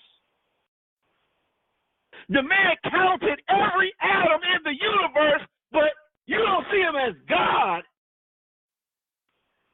Well, nigga, what is it gonna take? Who else has told you how many atoms are in the entire universe? Who else told us that? Nobody.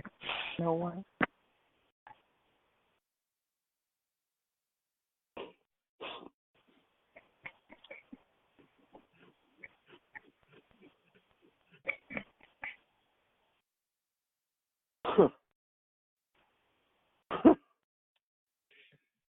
I mean, right now, at this very hour, these so-called Muslims got the picture of the most honorable Elijah Muhammad in a little meeting, insulting Allah as we speak right now. Got his picture up there like he's some kind of stage prop. instead of bowing to him. Is that right? Yes, sir. What an insult!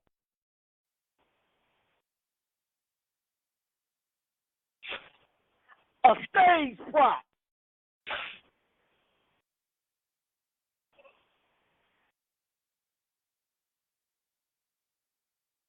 And won't accept correction.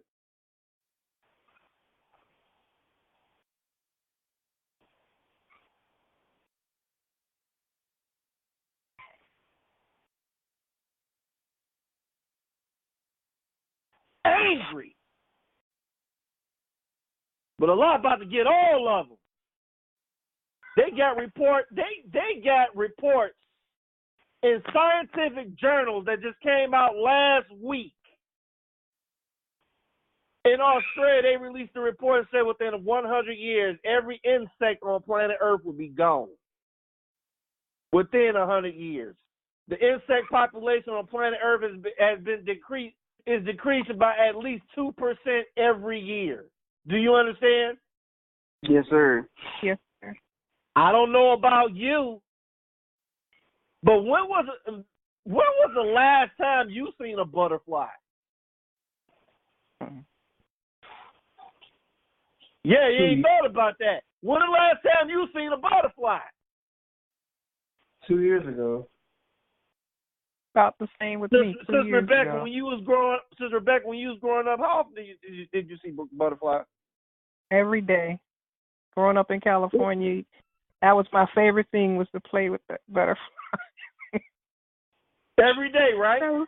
Yes, sir. When you was growing up, every day, right? Every day. I used to see them every day too. When the last time you seen one, Sister Rebecca?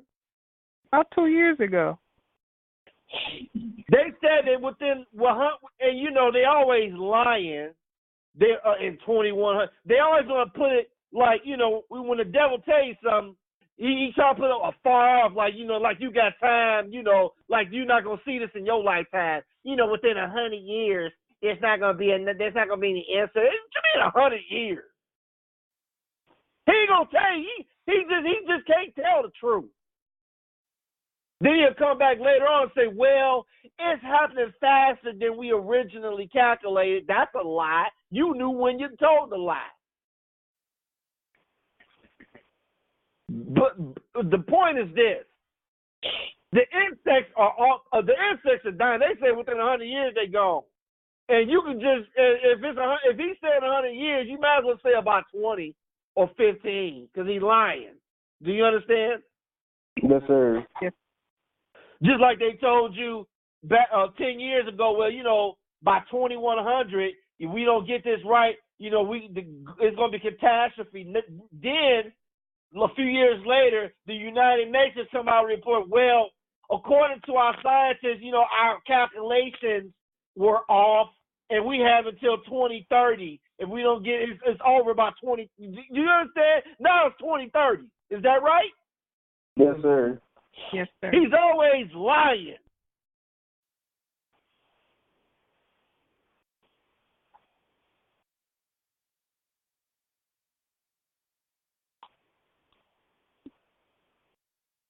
Allah is angry.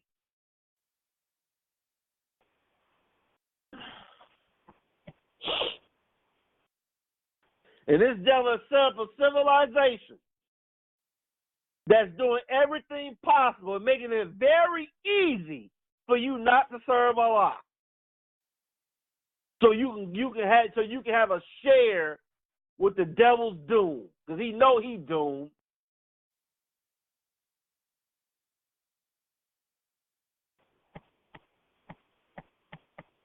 Here we in the middle of the coldest month of the year, and it's 75 degrees outside. Can you imagine what's about to happen this summer? Yes, sir. Can you imagine what's about to take place this summer? Do you see the temperature? This is February. Do you understand? Yes, sir. Yes, sir. Let me give you a little planetary science. The planet Earth is tilted away from the sun. That means that a lot of the sun energy and heat is bypassing the earth. But as every day goes by, every tick-tock of a live chess master clock, the earth is tilting back towards the sun. And we're about to go into the spring and summer season. You're in the dead of winter, and it's 75 degrees outside. This is the dead of winter. Can you imagine what's about to happen this summer?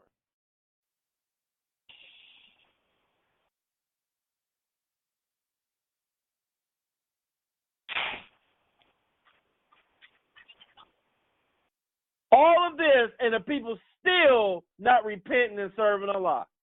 Do you understand? Yes, sir. This is a struggle. This is war. This is war.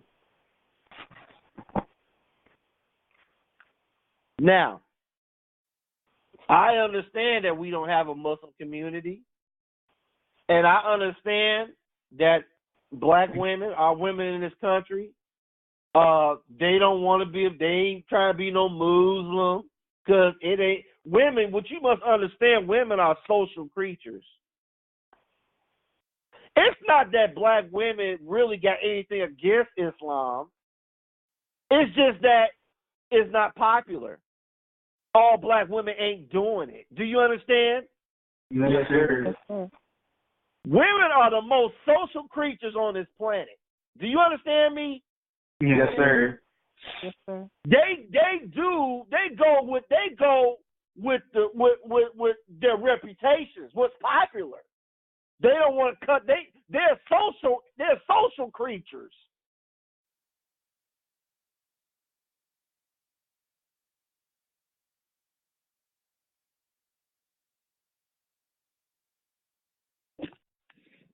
So understand this.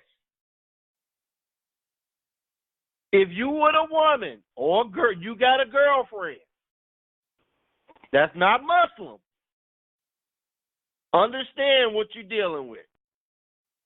You are dealing with someone that on a subconscious level that does not serve Allah, and on a subconscious level don't want you serving Allah either. Do you understand? Yes, sir. Yes, sir. Remember that.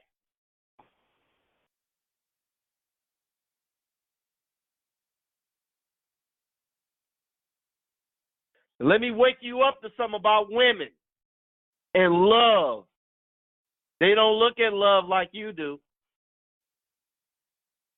The first thing a woman thinks about when she's with you is economics, protection, her reputation. Do you understand?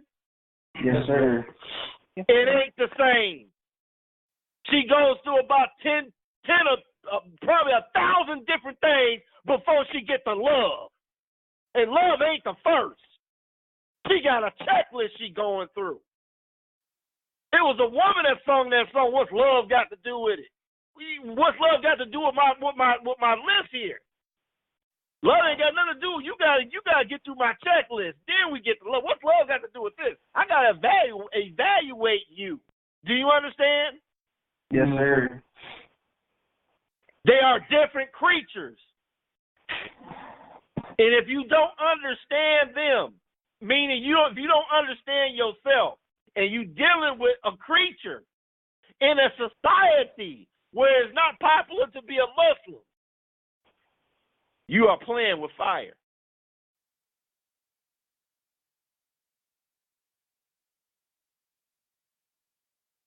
I'm not telling you something I think. I'm telling you what I know. It ain't the same. And if you're dealing with a woman under the age of 30 I dare say 30 or 40 years old, you are dealing with a creature that has not matured and a creature that's getting to know themselves. Do you understand? Yes, sir. It's like a dangerous experiment, like a nuclear bomb or or some dangerous chemistry experiment. You dealing with a woman under 30 years old, you're a teenager in your 20s, and you dealing with women and all their complexities. You're dealing with something more powerful than a nuclear bomb, and that's as far as your life is concerned. Do you understand me? Yes, sir.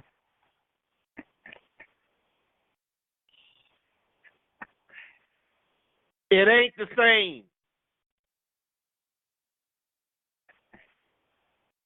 If you think that a woman sees a relationship like you see a relationship, you are naive. And I'm being nice. You are naive.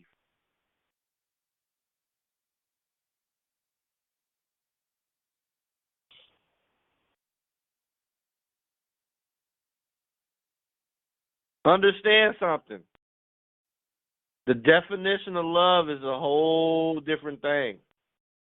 And if you're going to deal with a woman, you better have a checklist. Because I promise you, she got one. You don't believe me? If you got a girlfriend, ask her, why are you with me? She'll go down the list. And if she asks you, why are you with me, you might say, you're pretty. I like your... she got a list and you don't. Am I lying, Sister Rebecca? No, sir, you're not lying.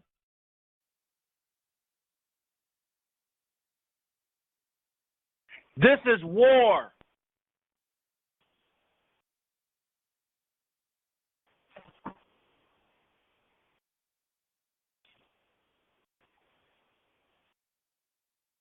Well, son of man, why don't you just tell your son or tell your children don't do this and don't do that?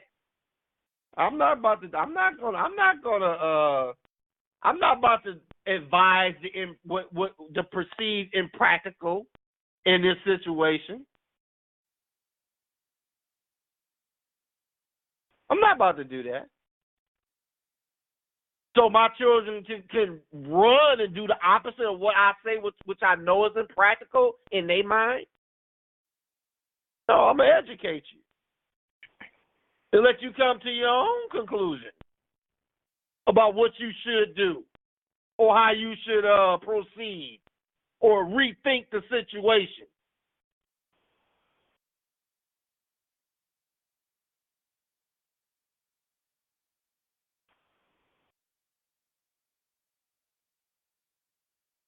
This whole society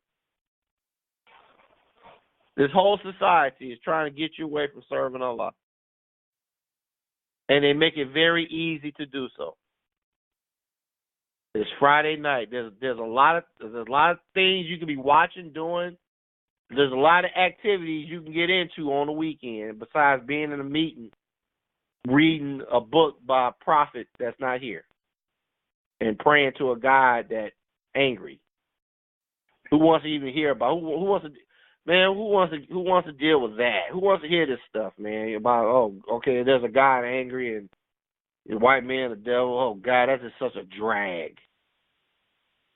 Let's party up. Let's have a good time. Is that right? Yes, sir. Nobody want to hear this. Well, you do realize, man, you ain't seen a butterfly in 3 years. You don't think that's strange? No, man, I got other things to do.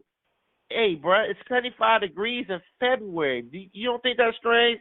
I don't care about that. Hey, man, when's the last time you had a salmon? Do you know how much salmon costs in the supermarket? No, I don't care about that.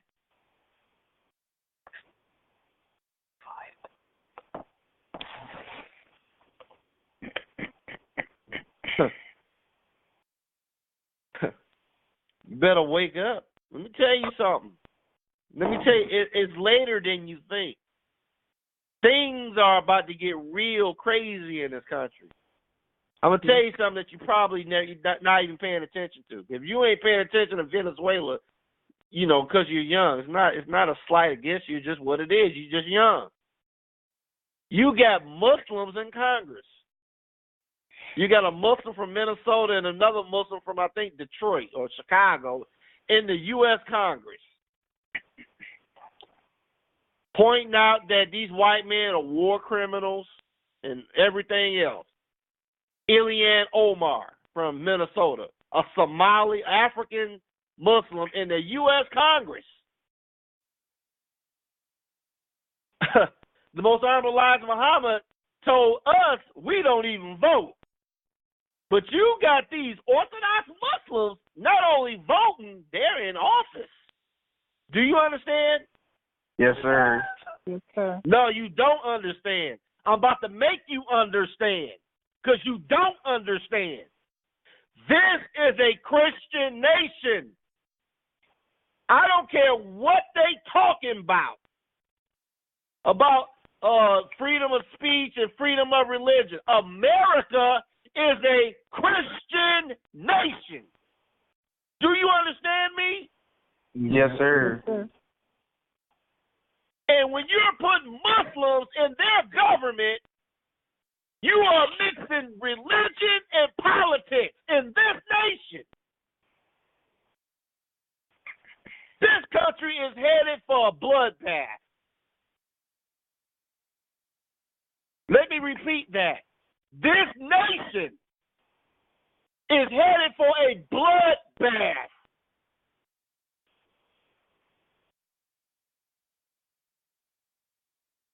These Muslims, they not going to serve Max Farah Muhammad and listen to Messenger. I'm looking at this as oh boy.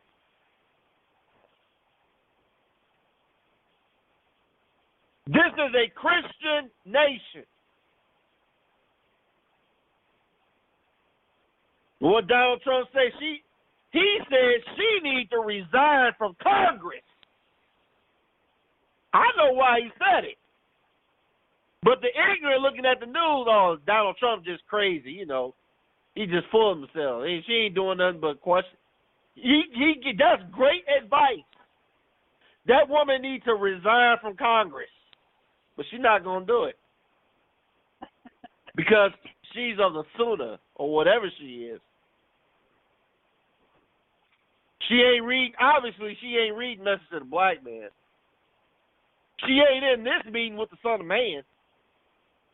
She following her Islam. Do you understand? Yes, sir. Yes, sir. What do you think is going through the mind of these crazy white folks looking at a black woman in a hijab in the U.S. Congress? And these people killing us wholesale. Sister Rebecca sent me a link of a brother getting shot and killed sleeping in his car. He ain't doing nothing to nobody. Do you understand? Yes, sir. And these cops shot and killed this man while he was just sleeping in his car.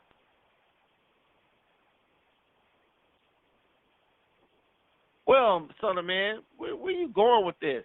If you got a Muslim from Somalia who just got here in the U.S. Congress,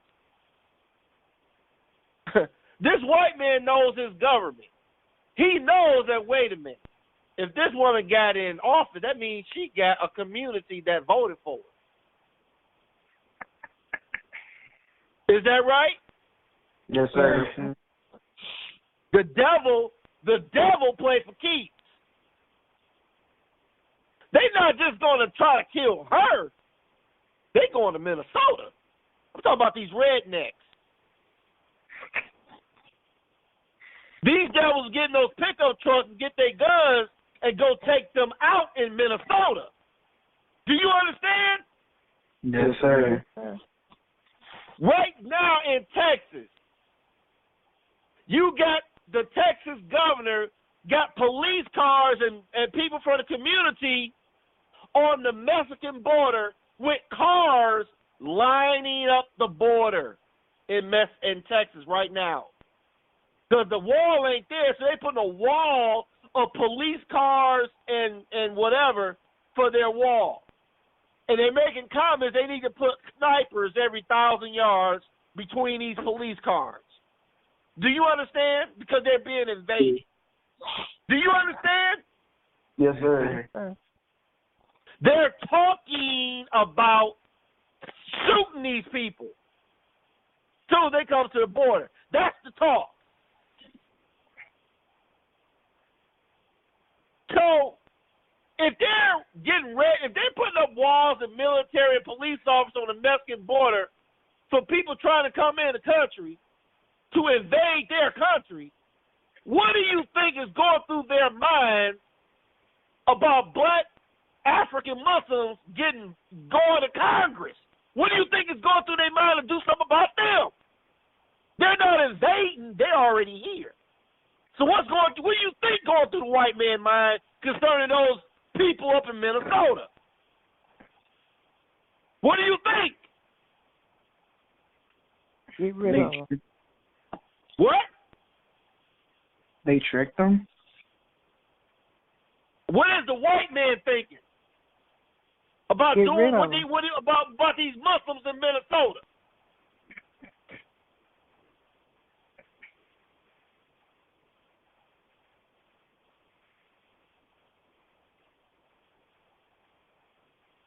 What they thinking about, Sister Rebecca? Get rid of them. Getting rid of them.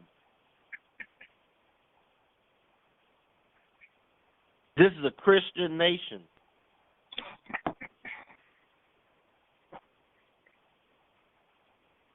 The most honorable Elijah Muhammad did not tell us to run for Congress and to join the American political system to effect change. He told us to separate and request from this white man to give us a separate territory of our own. Do you understand? Yes, sir. Yes, sir. We don't want to integrate into the white American politics. We want to separate from us a black government. We don't want nothing to do with these white people. We want to get away from them and separate from them, not join them. Do you understand? Yes, sir. Yes, sir. This is a dark and dangerous time.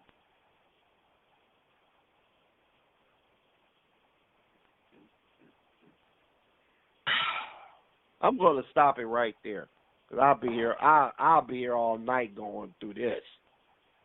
All right, Rafi.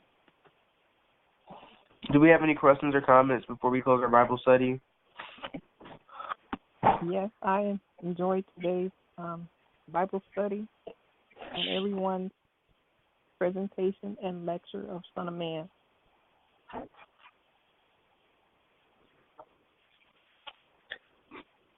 Thank you, Sister Rebecca. And I wanted to thank the Son of Man for talking to us tonight. Yes, sir. Thank you, Son of Man, for talking to us tonight also. Amen.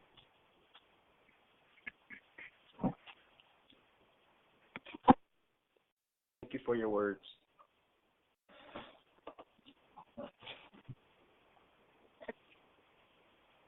So if there are no other questions or comments, we will close our Bible study with the Muhammad children giving their Farad prayer, starting with Daim.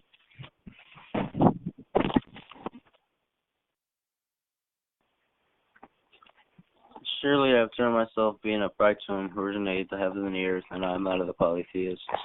Surely my prayer, my sacrifice, my life, and my death are all for Allah, Lord of the worlds.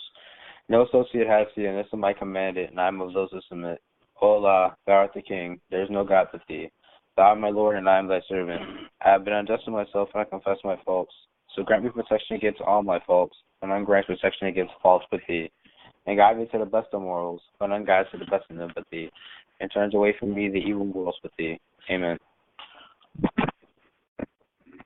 Surely I have turned myself, being upright to him who originated the heavens and the earth, and I am not of the polytheist. Surely my prayers, my sacrifices, my life, and my death are all for Allah, the Lord of the worlds.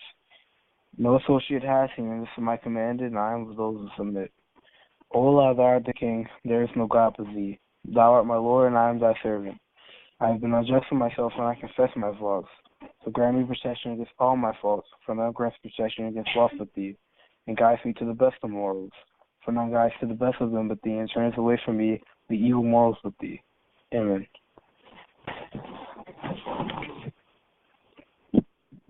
Surely I turn myself, being upright to him who originated the heavens and the earth, and I am not a polytheist. Surely my prayers, my sacrifices, my life and my death are all for Allah, loyal alone. No associate has seen, and listen to my commandment, and I am uplifted from it. O Allah, thou art the King, there is no God but thee. Thou art my Lord, and I am thy servant. I have been unjust to myself, and I confess my faults. So grant me protection against all my faults. For none rests protection against false with thee, or guides me to the best of the morals. For none guides to the best one but thee, or turns me away from the evil morals but thee. Amen. In the name of Allah, who appeared and is in the person of Master Farad Muhammad. Assalamu alaikum. Wa alaikum salam.